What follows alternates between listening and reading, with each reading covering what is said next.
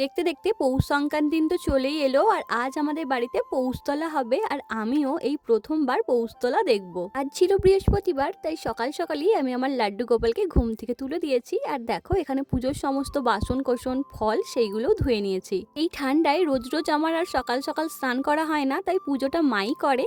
চেষ্টা করি বৃহস্পতিবারের পুজোটা আমি নিজে করার। এখানে আমার লাড্ডু গোপালকে সকাল সকালই স্নান করিয়ে নিয়েছি, তারপরে জামাটা চেঞ্জ করে এখন সিঙ্গার পরিয়ে দিচ্ছি।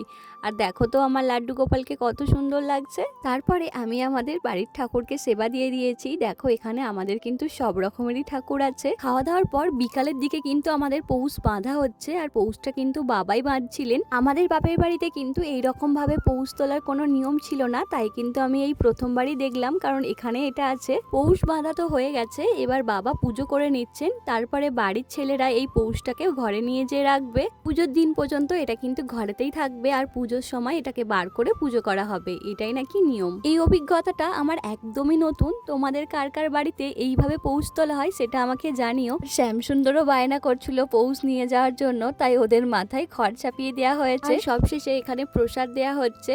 তো চলো আজকের ভিডিওটা এখানেই শেষ করছি, তোমাদের সঙ্গে দেখা হচ্ছে পরের ভিডিওতে।